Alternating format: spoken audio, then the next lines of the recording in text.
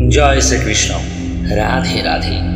नमस्कार प्रिय श्रोता बंधुरा, महान कथाय आपनादेर सकलके आबारो स्वागत जानाई। जीवने शुधु भगवानेर नाम करलेई मृत्युर पर स्वर्गलाभ बा भालो फल लाभ हय ना, ताहले ताहले आर कि करा दरकार सेटा अनेकेई जानेन ना। सेटाई आजके एई भिडियोते आपनादेर बोलबो। आर अनेकेई बाड़ीते भिखारी एले फिरिये देन, तारा अवश्यई এই ভিডিওটি মন দিয়ে দেখুন এবং কথাগুলো শুনুন, তা না হলে নরকেও যেতে হতে পারে বা জীবনে শুধুই দুর্ভোগে পড়তে হতে পারে। এই দুটো কথার উত্তর দিয়েছিলেন নারদ মুনি। তবে নারদ মুনি একটি কাহিনীর মাধ্যমে বলেছিলেন, সেই কাহিনীটি আপনাদের সামনে তুলে ধরব। কাহিনী কথাটা শুনে ভিডিও থেকে বেরিয়ে যাবেন না, কারণ এই কাহিনীর মাধ্যমেই সেটাই বোঝানোর চেষ্টা করা হয়েছে যেটা আমাদের জীবনে হয়ে থাকে। কারণ জীবন মানেই তো কাহিনী বা গল্প, আর আমরা জীবনের গল্পের একটি চরিত্র মাত্র। তাই ভিডিওটির শেষ পর্যন্ত সঙ্গে থাকুন। একটি গ্রামে একজন বুড়ি শিব ভক্ত বাস করত।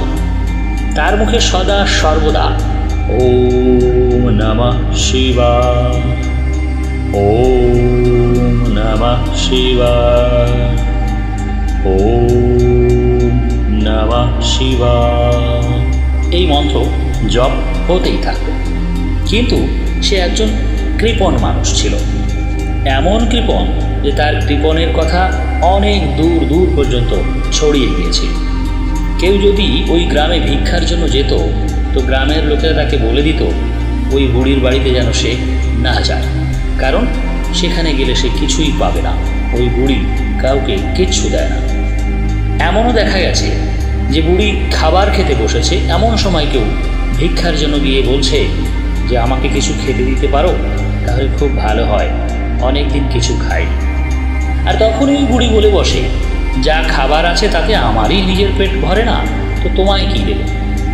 মোট কথা, কাউকে কিছু সে দিতে চায় না বা দেয় না, অথচ দুবেলা অনেক সময় ধরে ভোলানাথের পুজো করে। শিব ঠাকুরের মাথায় ফুল বেলপাতা দিয়ে ওম নমঃ শিবায় মন্ত্রটি জপ করতে থাকে, আর এটা সারা দিন চলতে থাকে, ওম নমঃ শিবায়। গ্রামের লোকেরা কতবার বলেছে, ও বুড়িমা, তুমি যে কাউকে কিছুই দাও না, কেউ ভিক্ষা করতে এলেও তাকে তাড়িয়ে দাও, আর ওদিকে সব সময় ওম নমঃ শিবায় মন্ত্র জপ করে চলেছ, এতে কি কিছু হবে, তোমার কোনো লাভ হবে? বুড়ি বলে, কাউকে কিছু দেই না তো কি হয়েছে, আমি ভগবান শিবের পূজা তো করি মন দিয়ে। আমি জানি মরার পর আমি শিব লোকেই জায়গা পাবো, মৃত্যুর পর শিব লোক থেকেই আমায় নিতে আসবে, যম লোক থেকে আসবে না। এই কঞ্জুস বুড়ির কথা শিব লোকেও পৌঁছে যায় একটা সময়।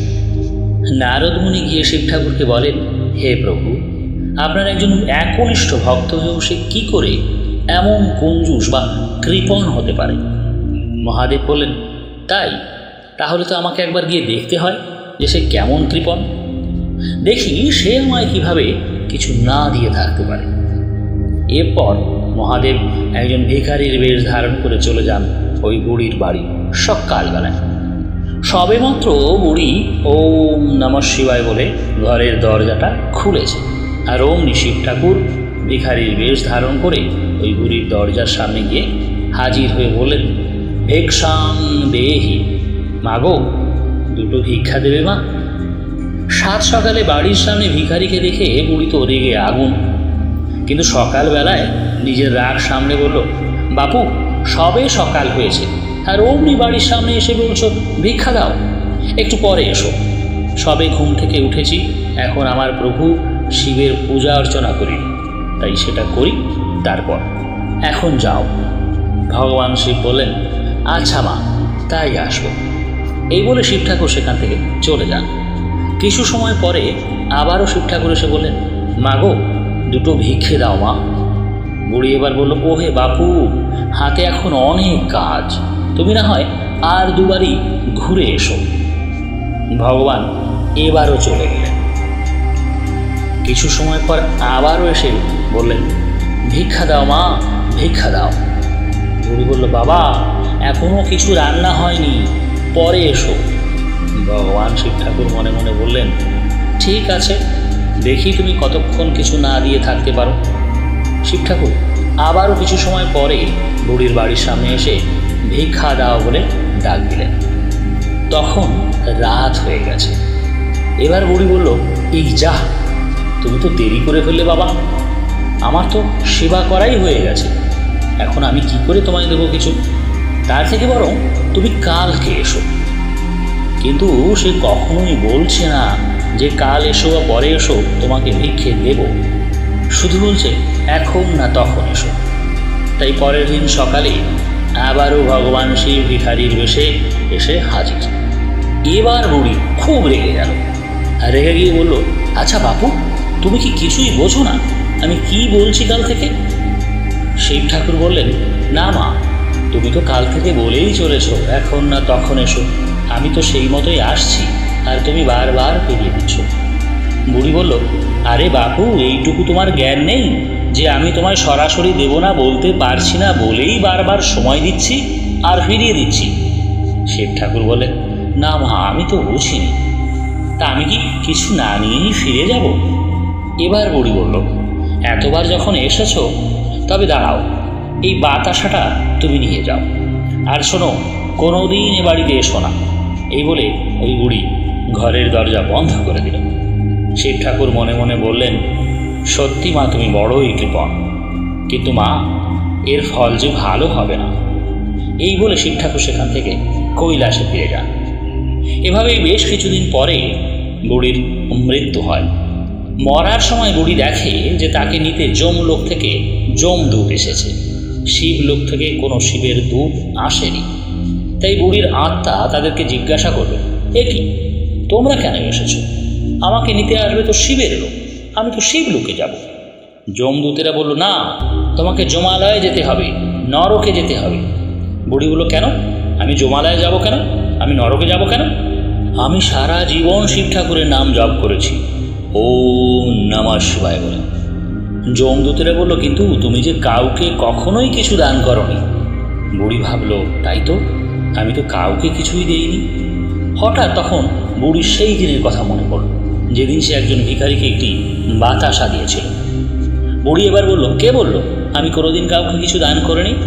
আমি একদিন একজন ভিখারিকে একটি বাতাসা দিয়েছি, সেই কর্মের ফলের জন্যই আমাকে একবার অন্তত প্রভু শিবের দর্শন করতে দাও, সেখানে নিয়ে চলো, তারপর না হয় তোমরা আমাকে নরকে নিয়ে যাও, আমার কোনো অসুবিধা নেই। এই কথা শোনার পর যমদূতেরা ওই বুড়িকে কৈলাসে নিয়ে যায়। সেখানে গিয়ে বুড়ি তার ইষ্ট দেবতা ভগবান শিবকে দেখে প্রণাম করল আর বলল, হে প্রভু, এ তোমার কেমন লীলা? আমি সারা জীবন ধরে তোমার নাম জপ করেছি, কিন্তু আজ আমায় নরকে যেতে হচ্ছে না, কেন প্রভু? ভগবান শিব বলেন, হ্যাঁ মাগো, তোমার তো নরকেই যেতে হবে। তুমি সারা জীবন আমার নাম জপ করেছো ঠিকই, কিন্তু কাউকে কোনোদিন কোনো কিছুই দান করোনি। পৃথিবীতে ভোগ্যবস্তু তোমার অনেক কিছুই ছিল, সেগুলো ভোগ করার মতো পিছনে কেউ ছিল না তোমার, তবুও তুমি কাউকে কিছুই দান করোনি, কোনো সাধু সেবায় লাগাওনি কিছু। এতে তোমার নাম করার যে ফল, সেই ফল কিছুই হয়নি, সব বেকার হয়ে গেছে। অর্থাৎ শুধু ভগবানের নাম করলেই কিছুই হয় না, যদি না মানুষ হয়ে মানুষের কাজে আসা যায়। বাড়িতে কেউ ভিক্ষার জন্য এলে তাকে ফিরিয়ে দেওয়া ঠিক নয় মাগো। মাগো, তুমি এমনকি আমায়ও পর্যন্ত ফিরিয়ে দিয়েছো বারবার। আমি নিজে গিয়েছিলাম তোমার কাছে ভিক্ষার জন্য, কিন্তু তুমি বারবার আমায় নিরাশ করে ফিরিয়ে দিয়েছো। অবশেষে একটা বাতাসা দিয়েছিল, আর সেই জন্যই তুমি আমার দর্শন পেয়েছো, তা না হলে তুমি এখন নরকেই থাকতে। তো প্রিয় শ্রোতা বন্ধুরা, মানুষ হয়ে জন্ম নিয়ে শুধু ভগবানের নাম করলেই হবে না, যদি না ধর্মাচরণ করা হয়। যেমন মানুষের বিপদের দিনে তার পাশে থাকা, মানুষ হয়ে মানুষকে সাহায্য করা, বিপদের দিনে কাউকে উপহাস না করা, দান করা, বাড়িতে কেউ এলে তাকে কিছু না কিছু দান করা অবশ্যই প্রয়োজন, সাধু সঙ্গ করা, এবং বাড়িতে ভিখারি এলে তাকে দূর দূর করে তাড়িয়ে না দিয়ে এক মুষ্টি চাল হলেও দান করুন। ভগবান কার বাড়িতে কখন কোন বেশে আসবেন কেউ জানে না, তাই ভুল করেও ভিখারি এলে ফিরিয়ে দেবেন না। তো বন্ধুরা, কেমন লাগলো আজকের কথাগুলি? যদি ভালো লাগে ভিডিওটি অবশ্যই একটি লাইক করবেন, শেয়ার করবেন এবং কমেন্টে লিখুন জয় শিব শম্ভু, হর হর মহাদেব। তো আজ এই পর্যন্ত, সবাই ভালো থাকবেন, সুস্থ থাকবেন। কথা হবে অন্য কোনো ভিডিওতে। তো বলুন, জগৎগুরু শ্রী শ্রী কাশী কৃষ্ণের জয়, সদ্গুরু শ্রীমৎ স্বামী নিত্যানন্দ গিরি মহারাজের জয়, জয় শ্রীকৃষ্ণের জয়।